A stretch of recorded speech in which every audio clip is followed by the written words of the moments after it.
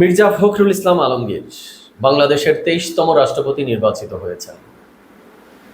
তো এই নতুন মহামান্য রাষ্ট্রপতিকে কনগ্রাচুলেশন, লাল গোলাপের শুভেচ্ছা জানাচ্ছি, অভিনন্দন জানাচ্ছি। আমি ব্যক্তিগতভাবে খুশি হয়েছি, হ্যাপি হয়েছি যে বাংলাদেশের এই সময়ে দাঁড়িয়ে, বর্তমানে যে সময় বিরাজ করছে, মির্জা ফখরুল ইসলাম আলমগীরের মতো একজন বিচক্ষণ, একজন অভিজ্ঞ, একজন পারফেক্ট রাষ্ট্রপতি আমরা পেয়েছি। এবং এরই পাশাপাশি বিএনপির সরকার বা বিএনপির সরকারের বর্তমান যে কর্ণধার, বর্তমান প্রধানমন্ত্রী তারেক রহমান, তাকেও আমি ধন্যবাদ জানাতে চাই। কারণ তারেক রহমান বা তার সরকারের পক্ষ থেকে তারা দলীয়ভাবে মির্জা ফখরুল ইসলাম আলমগীরের মতো একজন বিচক্ষণ পলিটিশিয়ানকে যে দলের পক্ষ থেকে মনোনয়ন দিয়েছিল, এটা বিএনপির সরকারের বা প্রধানমন্ত্রী তারেক রহমানের পক্ষ থেকে একটা গুড সাইন এবং সিগনিফিক্যান্ট ডিসিশন বলে আমি মনে করি। তো আজকে এই বিষয় নিয়েই আলোচনা করব।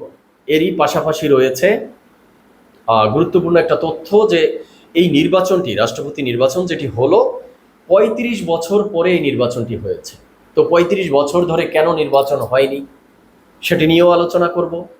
এছাড়া আলোচনায় এসেছে সংবিধানের ৭০ অনুচ্ছেদ, আর অপরদিকে আরেকটা আলোচনার বিষয় রয়ে গেছে কর্নেল অলি সাহেব, যে কর্নেল অলি সাহেবের কি অবস্থা। তো দর্শক শ্রোতা, চলুন ডিরেক্ট হিট দ্য পয়েন্টে। শুরুতে আসি মির্জা ফখরুল ইসলাম আলমগীর এবং বিএনপির সরকারের ডিসিশন। এই মির্জা ফখরুল ইসলাম আলমগীর বিএনপির দলের দুর্দিনে, করুণ সময়ে, চরম লেভেলের সংকটের সময়ে একজন মির্জা ফখরুল ইসলাম আলমগীর দলকে আগলে রেখেছিলেন। হামলা, মামলা, জেল, জরিমানা, এরপরে রিমান্ড, সব কিছু সহ্য করে একটা শক্তিশালী খুঁটি হয়ে বিএনপিকে আগলে রেখেছেন। এই লোকটার রক্তে মাংসে মানে বিএনপি ছাড়া আর কিছু নেই আমার কাছে মনে হয়েছে। বিএনপির একদম পোর খাওয়া একজন রাজনীতিবিদ তিনি। তো বিএনপি যে যোগ্য ব্যক্তিকে যোগ্য স্থানে সম্মান দিয়েছেন, মর্যাদা দিয়েছেন, যোগ্য ব্যক্তিদেরকে যে যোগ্য স্থানে বসাতে ভুলে যায়নি বিএনপির সরকার, এজন্য বিএনপির সরকার নিঃসন্দেহে অভিনন্দন পাওয়ার যোগ্য, ধন্যবাদ পাওয়ার যোগ্য, প্রশংসা পাওয়ার যোগ্য। কারণ রাজনৈতিক দলগুলো যখন রাজনৈতিক দলের পোর খাওয়া রাজনীতিবিদদের অবদান ভুলে যায়, তখন সেটা চরম লেভেলের একটা হতাশার বিষয় হয়ে দাঁড়ায় দলের মধ্যে এবং দেশের জনগণের মধ্যে। পূর্ববর্তী সময়ে বিভিন্ন রাজনৈতিক দলের মধ্যে আমরা এই চিত্র দেখেছি, কিন্তু এইবার বিএনপিকে দেখলাম যে না, যোগ্য ব্যক্তিকে তারা যোগ্য সম্মান দিয়েছে। আর মির্জা ফখরুল ইসলাম আলমগীর রাজনৈতিক ব্যক্তি হিসাবে, পলিটিশিয়ান হিসাবে আমার কাছে মনে হয়েছে তিনি খুবই পারফেক্ট একজন ব্যক্তি, রুচিশীল একজন পলিটিশিয়ান। কারণ তার যে রাজনৈতিক জ্ঞান, তার যে ওয়ে অফ অ্যাপ্রোচ, তার যে বিচক্ষণতা, সব কিছু আমি মনে করি অতুলনীয় এবং বেস্ট লেভেলের। তো এই জন্য মির্জা ফখরুল ইসলাম আলমগীর রাষ্ট্রপতি পদে নির্বাচিত হয়েছেন, এই লক্ষ্যে আমি আনন্দিত। আর বিএনপি তাকে মনোনয়ন দিয়েছে, যোগ্য ব্যক্তিকে যোগ্য স্থানে যোগ্য মর্যাদা দিয়েছে, এই জন্য বিএনপির প্রতিও আমি খুশি। অন্তত এই কারণে আমি মনে করি বিএনপির সরকার, তারেক রহমানের সরকার এই নির্বাচনে নির্বাচিত হয়েছে, 6 মাস হয়েছে। এই 6 মাসের মধ্যে কয়েকটা ভালো কাজ যদি করে থাকে, তার মধ্যে অন্যতম একটা ভালো কাজ করেছে মির্জা ফখরুল ইসলাম আলমগীরকে রাষ্ট্রপতি পদে মনোনয়ন দিয়ে। এবার আসি অন্য প্রসঙ্গে, যে এই নির্বাচনটি ৩৫ বছর পরে কেন? তাহলে ৩৫ বছর ধরে রাষ্ট্রপতি কিভাবে নির্বাচিত হয়েছে? বাংলাদেশে রাষ্ট্রপতি নির্বাচন হয়েছে 2 বার, ১৯৯১ সালে একবার, আর এই ২০২৬ সালে একবার। ১৯৯১ সালে যখন প্রথম রাষ্ট্রপতি নির্বাচন হয়েছিল, তখনও বিএনপি ক্ষমতায় ছিল, তখন খালেদা জিয়া প্রথম ক্ষমতায় এসেছিলেন। ওই যে 90-এর এরশাদ বিরোধী আন্দোলন, সে সময় যে এরশাদ বিরোধী অভ্যুত্থান, তারপরে বিএনপি সরকার ক্ষমতায় এসেছে। বিএনপি তখন প্রার্থী নমিনেশন বা মনোনয়ন দিয়েছিল আব্দুর রহমান বিশ্বাসকে। আর তখন প্রধান বিরোধী দল ছিল 1991 সালে আওয়ামী লীগ। আওয়ামী লীগ প্রার্থী করেছিল হায়দার চৌধুরীকে, বদরুল হায়দার চৌধুরী। তো সেই প্রেসিডেন্ট বা রাষ্ট্রপতি নির্বাচনেও বিএনপির প্রার্থী নির্বাচিত হয়েছিল। আর ৩৫ বছর পরে এসে এখন ২৬ সালে যে নির্বাচন হলো, এখানে বিএনপি প্রার্থী দিয়েছে মির্জা ফখরুল ইসলাম আলমগীরকে, আর বিরোধী দল হিসাবে জামাত, এনসিপি তাদের জোট থেকে দিয়েছে কর্নেল অলি সাহেবকে। মির্জা ফখরুল ইসলাম আলমগীর পেয়েছেন 255 ভোট, আর কর্নেল অলি সাহেব পেয়েছেন 88 ভোট, আর 6 জন সংসদ সদস্য ভোট দেয়নি। তো এই যে ৩৫ বছরের আগা মাথায় বাংলাদেশে মাত্র 2টো রাষ্ট্রপতি নির্বাচন হলো, তো এই মাঝখানের ৩৫ বছর কিভাবে রাষ্ট্রপতি নির্বাচিত হয়েছে? এই ৩৫ বছরের মধ্যে রাষ্ট্রপতি নির্বাচন হওয়ার মতো সময় এসেছিল 8 বার, কারণ রাষ্ট্রপতির মেয়াদ তো 5 বছর করে। তো এই 8 বার যখন যেই সরকার ক্ষমতায় ছিল, সেই সরকারের সংসদে এমপির সংখ্যা বেশি ছিল, সংসদ সদস্যের সংখ্যা বেশি ছিল, মানে সংখ্যাধিক্য যেটিকে বলা হয়, সংখ্যাগরিষ্ঠ যেটিকে বলা হয়। তো সেই কারণে বিরোধী দল তখন আর কোনো প্রার্থী দেয়নি, কারণ সংবিধানের 70 অনুচ্ছেদ অনুযায়ী এমপিরা তো দলের ডিসিশনের বাহিরে সংসদে কোনো ভোট দিতে পারে না। তো যেহেতু সরকার দলীয় এমপির সংখ্যা বেশি, তো তারা ভোট বেশি পাবে, তারা নির্বাচিত হবে, এটা মোটামুটি পূর্ব নির্ধারিত বলা যায়। তো সেই জন্য বিরোধী দল এই ৩৫ বছর ধরে কোনো প্রার্থী দেয়নি। বা এমনটাও অনেকে বলছে যে এই ৩৫ বছর ধরে সংসদে সরকারি দল এবং বিরোধী দলের ভিতরে একটা সমঝোতার বিষয় ছিল, একটা মীমাংসিত বিষয় ছিল রাষ্ট্রপতি নিয়ে, যে এটা সরকার দলীয়ভাবে নিয়ে যাবে, বরং নিয়ে যাক, বিরোধী দল হিসাবে আর প্রার্থী দিয়ে নির্বাচন করে কোনো লাভ নেই। তো ৩৫ বছর ধরে কেন রাষ্ট্রপতি নির্বাচন হয়নি, বিনা প্রতিদ্বন্দ্বিতায় কেন রাষ্ট্রপতি নির্বাচিত হয়েছে, এটা মনে হয় আমরা এখন ক্লিয়ার হতে পেরেছি। এবার আসি আরেকটা বিষয়ে, সেটা হলো সংবিধানের ৭০ অনুচ্ছেদ।